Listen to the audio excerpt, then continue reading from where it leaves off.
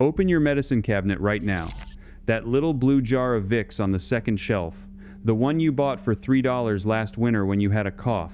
The Amish in Lancaster County have been using it for 70 years to do something the label will never tell you about. $3.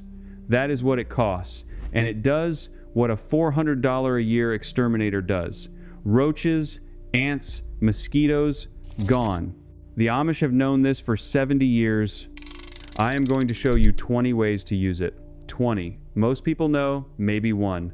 The Amish families I sat with in Holmes County, Ohio, knew all of them. They laughed at me when I told them I was paying $92 every 3 months to a man in a white truck, $368 a year, to spray poison around my baseboards. They use the blue jar, it costs $3, and lasts 6 months. There is a 2006 study from the United States Forest Service Research Division on natural insect repellents that quietly confirmed what those families already knew. Camphor and menthol, the two main ingredients in that little blue jar, register on cockroach sensory receptors as a danger signal stronger than most commercial sprays. If your house was built before 1980, listen close. These methods work better in your house than in any new construction.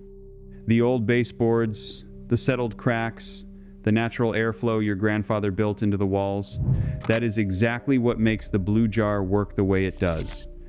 Stay with me until the end, because the last technique, number 20, I learned from an old Amish woman in Millersburg. Her mother taught her grandmother taught her mother. It is not in any book. It is not on the internet, and it is the one that changed how I sleep at night. The first time I walked into one of those farmhouses outside Millersburg, I remember standing in the kitchen and noticing something strange. There were open windows in the middle of summer, no screens on 2 of them, and not a single fly on the counter. No ant trail by the sugar bowl, no roach traps tucked behind the stove. I asked the woman of the house how she did it. She wiped her hands on her apron, walked over to a small shelf above the sink, and pulled down a jar of Vicks VapoRub that looked like it had been opened 100 times. She said, "This is all we use." And then she smiled like she knew something I did not. Here is what she told me, and here is what I have spent the last several years confirming through research and personal experiment. The reason Vicks works on pests has nothing to do with magic and everything to do with chemistry. The active ingredients are levomenthol, eucalyptus oil, turpentine oil, and camphor, all suspended in a petroleum base. When you open that jar, those compounds evaporate slowly at room temperature. To you and me, the smell is comforting. It reminds us of being sick as a child and our mother rubbing it on our chest. To an insect, that same smell is a chemical assault on the receptors they use to navigate, find food, and locate water. They cannot tolerate it, they turn around and leave. Hack number 1 is the simplest. You take a cotton ball, you scoop a small amount of Vicks onto it, and you place that cotton ball at the back corner of every kitchen cabinet. Roaches travel along edges. They do not cross open spaces if they can avoid it. When they hit that scent at the corner where 2 walls meet, they reverse course. Replace the cotton ball every 2 weeks. That is your entire cockroach defense system for under $5 a year. Hack number 2 is for ants. You find the trail. There is always a trail. Ants do not wander randomly. They follow a chemical scent path laid down by scouts. You take your finger, you scoop a small amount of Vicks, and you smear a line directly across that trail. Not on the ants, across their path. Within 20 minutes, that highway is dead. The pheromone trail is broken, and the ants behind the line cannot find their way forward. I have done this in my own kitchen and watched it happen in real time. Hack number 3 is the windowsill defense. Every spring, my grandmother used to rub a thin layer of something she called bear grease along the windowsills. Turns out the Amish version is even simpler. You take Vicks and you draw a continuous bead along the inside edge of every window frame in the house. Flies will not cross it. Mosquitoes that get pushed in through a torn screen will not land near it. The vapor rises invisibly all day long and creates a barrier you cannot see, but they can absolutely feel.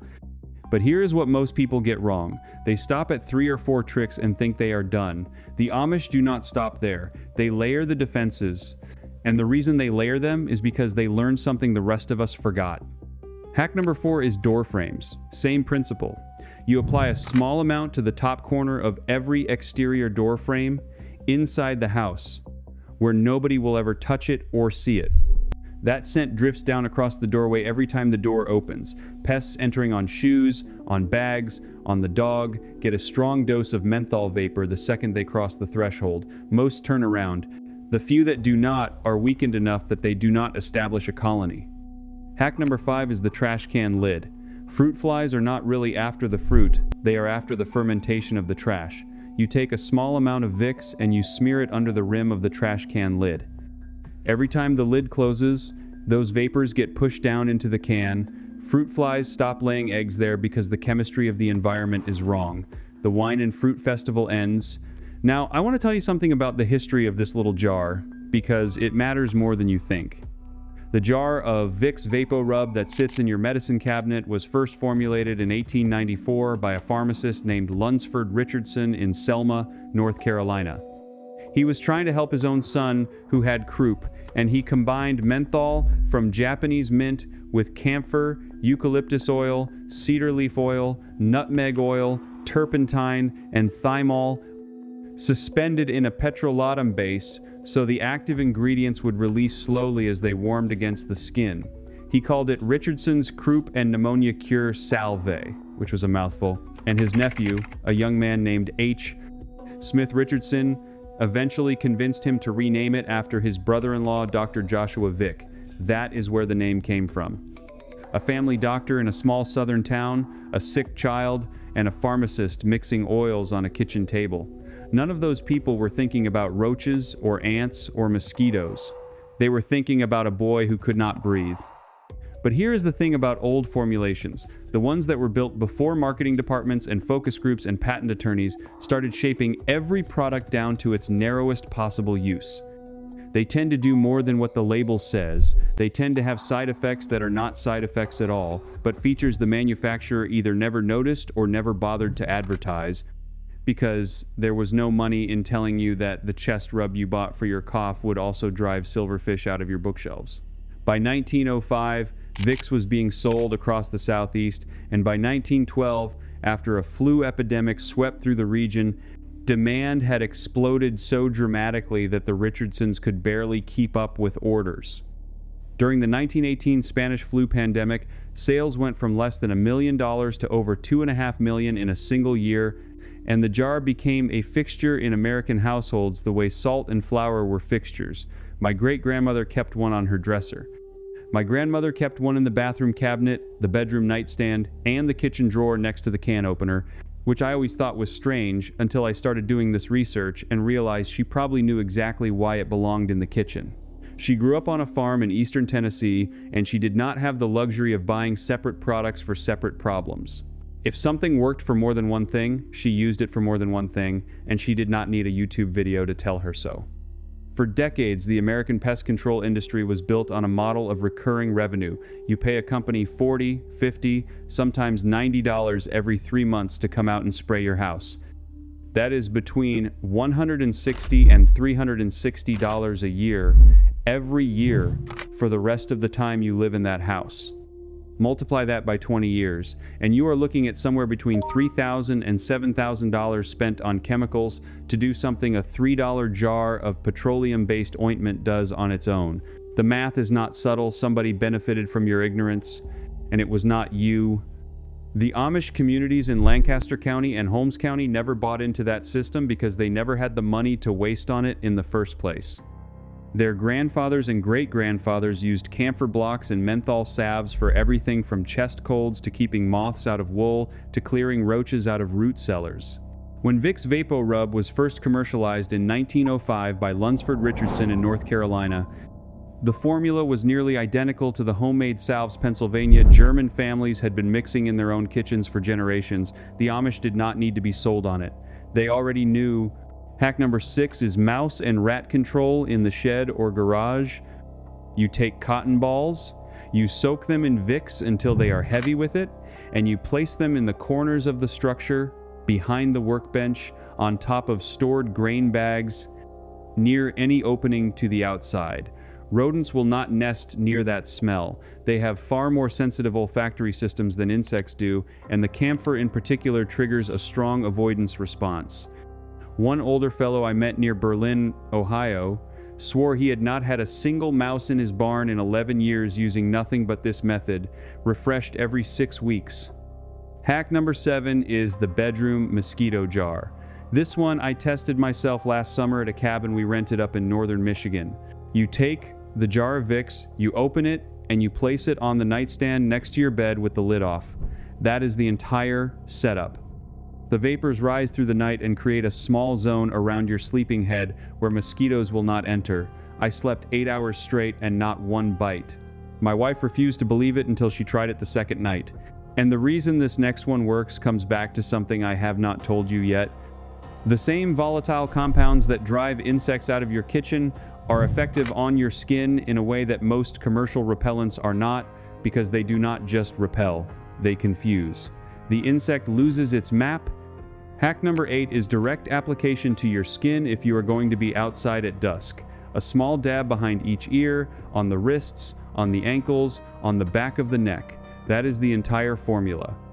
A study from PeerJ, the Journal of Life and Environmental Science, published a survey where participants in mosquito-heavy regions consistently named Vicks VapoRub as a preferred natural repellent. The menthol concentration on your skin creates a personal cloud that mosquitoes navigate around. Hack number 9 is for the children playing outside in summer. A small smear on the back of the shirt collar and the cuffs of the pants does the same thing without putting it directly on their skin. The clothing carries the scent and creates a protective zone around the child. Hack number 10 is one I learned from a different family entirely. You take the jar, you scoop out about a tablespoon, and you mix it into a 1/4 cup of warm water in a small dish. Place that dish on the back porch in the evening when you are sitting outside. The warm water releases the vapors faster and creates an active repellent zone about 6 feet in every direction. It is better than any citronella candle I have ever bought, and it costs almost nothing to run.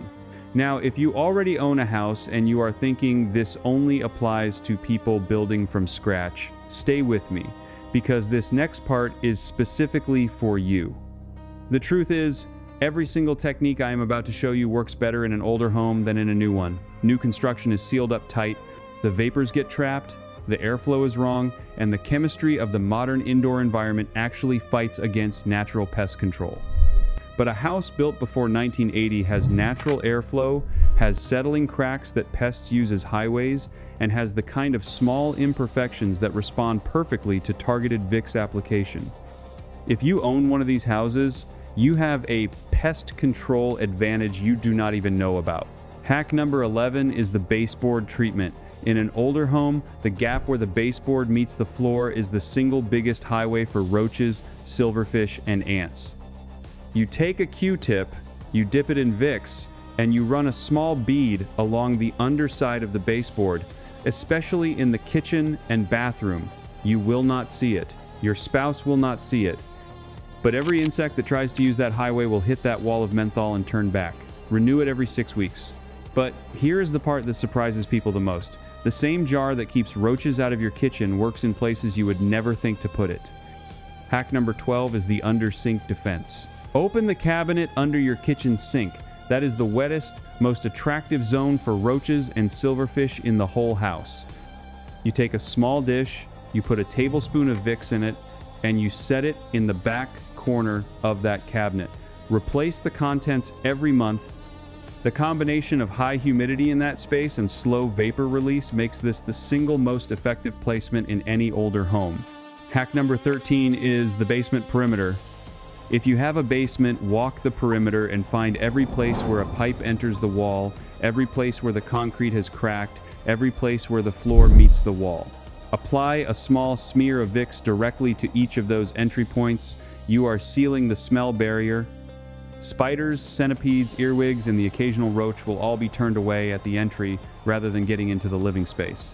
A finished basement that has had this treatment applied twice a year stays remarkably clean. Hack number 14 is the attic. Older attics get squirrels, mice, and sometimes bats. You cannot easily get up there often, so you take a small tin, like an empty mint tin, you fill it with Vicks, and you set it near each vent and each access point. The slow evaporation lasts months and creates a persistent deterrent that does not require regular maintenance. Hack number 15 is the closet treatment. Moths in wool, silverfish in stored linens, the occasional ant trail behind a forgotten box. You take Vicks, you put it on a cotton ball, and you place that cotton ball inside a small mesh bag or even an old sock. Hang it from the closet rod, replace it every 2 months. Wool sweaters and stored quilts stay protected without mothballs, which honestly smell worse and contain naphthalene that nobody should be breathing. And now we leave the house entirely, because this does not stop at the door. Hack number 16 is for the chicken coop. If you keep chickens, mites and lice in the coop are constant problems. You take a small amount of Vicks and you rub it on the underside of the roosting bars. The chickens get the benefit of the vapors all night long while they sleep, and the mites cannot tolerate the menthol. An Amish farmer I know in Ohio has been doing this for 20 years and has never had a serious mite outbreak. Hack number 17 is for the doghouse or kennel.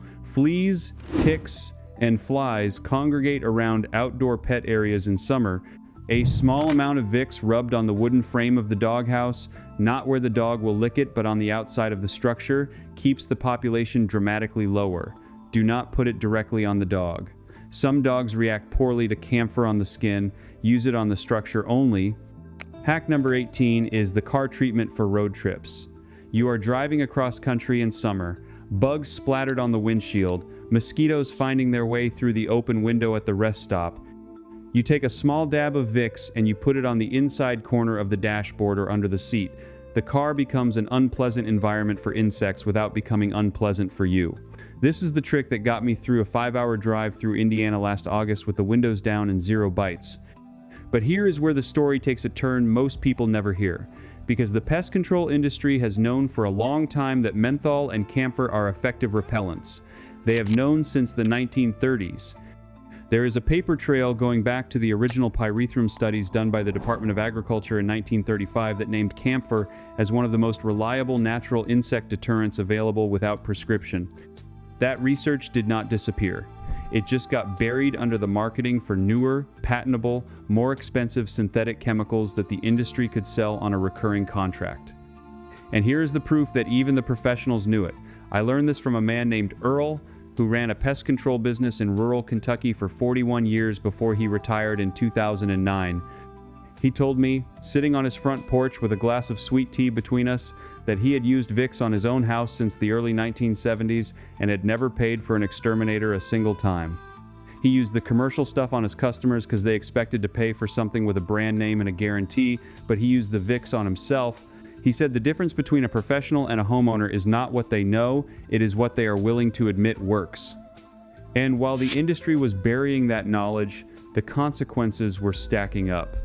According to data from the Centers for Disease Control, mosquito-borne illnesses in the continental United States have increased by approximately 300% since 2004, with West Nile virus, Eastern equine encephalitis, and now locally transmitted dengue and malaria cases appearing in places that had not seen them in over half a century. The American Lung Association has documented a steady rise in respiratory complaints linked to indoor pesticide residue, with children in homes that use commercial sprays showing measurably higher rates of asthma diagnoses by age 7. The Environmental Protection Agency itself acknowledges that the average American home contains detectable residue from between 3 and 9 different synthetic pesticides, and that those residues persist on hard surfaces for an average of 140 days after application. We are spraying more, getting sicker, and the bugs are doing better than ever. Something is broken in the system, and the answer is not more chemicals or more expensive contracts. The Amish never paid attention to any of that marketing because they did not have radios, did not subscribe to magazines, and did not watch television. The knowledge that worked for their grandparents kept working for them. Their grandfathers used camphor blocks in the early 1900s. Their fathers transitioned to Vicks VapoRub when it became widely available after 1905. By the time I sat in that kitchen near Millersburg listening to a woman explain her pest defense, she was describing a system that had been refined over 4 generations in her family alone. And this kind of knowledge was not unique to the Amish. One of my viewers sent me a letter after I made my first video on this topic about 8 months ago. Her name is Maricela, and she lives in a small town in South Texas, about 40 miles from the Mexican border. She wrote to me that her grandmother, who had emigrated from Monterrey in 1962, kept what she called a frasco de protección, a protection jar, near the back door of every house she ever lived in. Maricela had assumed it was a religious or superstitious practice until she watched my video and realized her grandmother had been doing exactly what I described, placing a small amount of Vicks at the threshold to keep scorpions and ants and the occasional centipede from coming inside. She wrote that after her grandmother passed in 2019, the family had stopped the practice because no one knew why she had done it, and within a year the new house was overrun with the same pests her grandmother had always managed to keep out. Maricela started the practice again last spring, and she wrote to tell me that for the first time in 3 years, her children had not been stung by a scorpion in their bedrooms.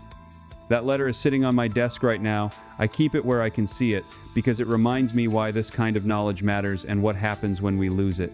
There is a counter-argument I want to address, because I know some of you are thinking it. If Vicks really worked this well against pests, the pest control industry would have figured it out by now and either incorporated it or debunked it. The fact that they have not done either proves that it does not work, or at least that it does not work as well as I am claiming. I want to take that seriously, because it sounds reasonable on the surface, but here is what you have to understand about how industries actually function. The American pest control industry generates approximately $16 billion in annual revenue, and the bulk of that revenue depends on recurring service contracts, not on one-time solutions.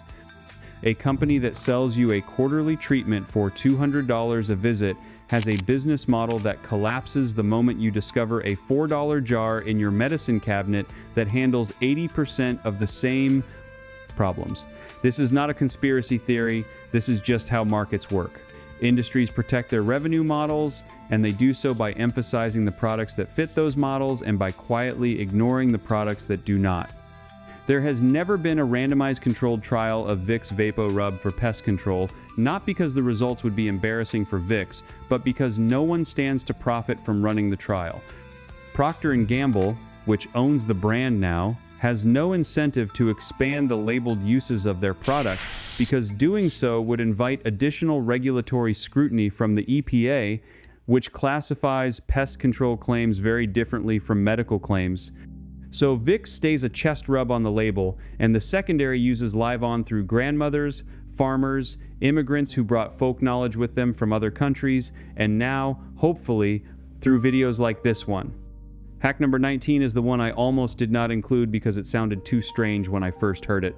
You take a cotton ball with Vicks on it, and you tuck it into the corner of your dresser drawer where you keep your socks. Sounds pointless, but here is what it does. It keeps silverfish out, it keeps any moths that get past the closet defense from laying eggs in the cotton fibers, and it keeps the drawer smelling clean for months without any artificial perfumes. Older homes with wood drawers benefit from this more than anyone realizes. And before I give you the last one, let me give you a bonus technique that I could not leave out. If you have an outdoor compost bin or a garbage can that sits in your garage or carport, and you have been fighting maggots, flies, or the occasional opossum or raccoon, take a piece of cardboard about the size of a postcard, smear a thin layer of Vicks on one side, and tape it to the inside of the lid. The warmth of decomposition will activate the volatile oils, and the lid becomes a passive diffuser that runs 24 hours a day for about 6 weeks before you need to refresh it. Flies will not land on the rim. Maggots will not develop in the upper layer of waste, because the adult flies cannot get close enough to lay eggs.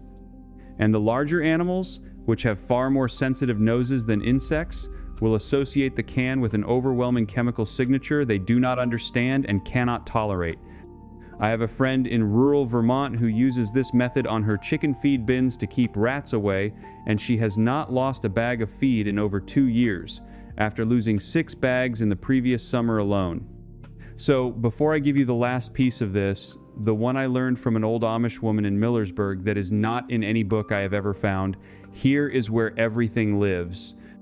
Every remedy, every recipe, every method I have pulled out of these communities is gathered in one place in the description below. It is called the Amish Home System. Now stay right here, because what comes next is the reason I built this entire video around. Now, I want to tell you about hack number 20. This is the one I promised you. This is the technique that was not in any of the articles, not in any of the gardening blogs, not in any of the pest control forums I searched through. This came directly from an older Amish woman near Millersburg who must have been 75 when I met her. She told me that her mother had taught it to her, and her mother before that. She called it the night jar, and here is how it works. You take an empty glass jar, a small one, like a baby food jar or a small mason jar. You put 1 teaspoon of Vicks VapoRub in the bottom. Then you add 1 teaspoon of warm, not hot, water. You do not stir it. You let the warm water sit on top of the Vicks and slowly melt the surface.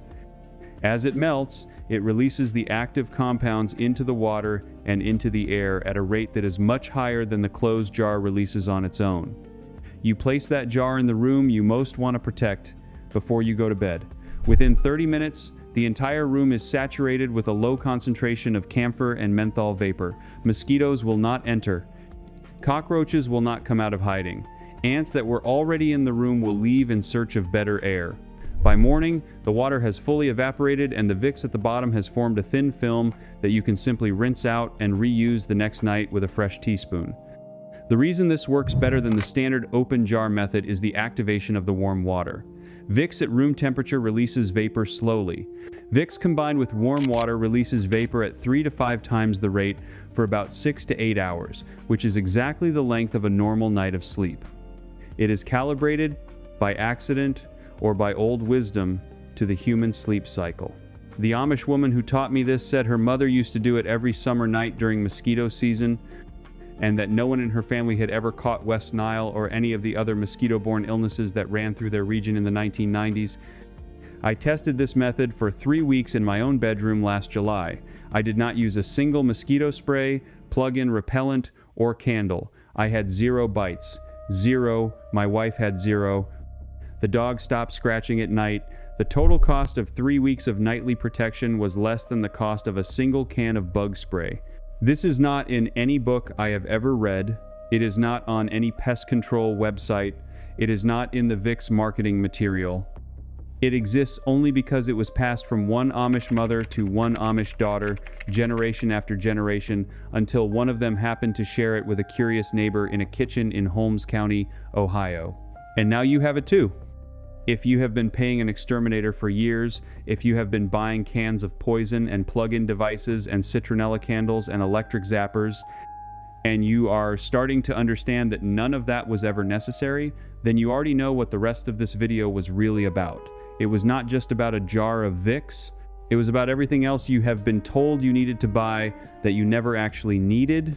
If you are the kind of person who believes that real knowledge has been quietly pushed aside to protect somebody else's profit, then you already know what to do next.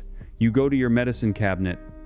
You find that jar. You start with one of the 20 techniques, the one that fits your biggest pest problem, and you watch what happens over the next 2 weeks. I want to hear from you. Tell me in the comments which pest is the worst in your house right now. Is it roaches in the kitchen, ants on the counter, mosquitoes in the bedroom, or mice in the basement? Tell me specifically, because I read these comments, and I am putting together the next video based on what you say. Do not just watch and leave. Tell me. This is how we figure out what the next forgotten piece of knowledge needs to be, and if you have made it this far, subscribe. Not because it helps the channel, because you are joining a group of people who are quietly recovering the kind of practical wisdom that built this country before we handed our houses, our gardens, and our health over to companies that benefit from our dependence. The next video I am working on is about something the Amish do with a single bar of plain soap that eliminates an entire category of problems most homeowners pay hundreds of dollars a year to deal with. You are going to want to see that one. Your grandmother knew this. Her grandmother knew this. Somewhere along the way, we forgot. Tonight, you remember. Go find that jar. Try the night jar method tonight. And remember that the most powerful tools have almost always been the cheapest ones, sitting right where you could see them, waiting for someone to tell you what they were really for. Write these down, try them, watch what happens, and when something works, tell somebody. Tell your neighbor, tell your sister, tell the woman behind you in line at the grocery store who is buying a $40 can of ant spray because she does not know there is another option. This is how knowledge spreads when the official channels will not carry it. Person to person, kitchen to kitchen, the way it always did before we decided that the only information worth having was the information someone paid to put in front of us. That is the recovered knowledge, that is what they hoped you would never find, and that is what you carry forward now.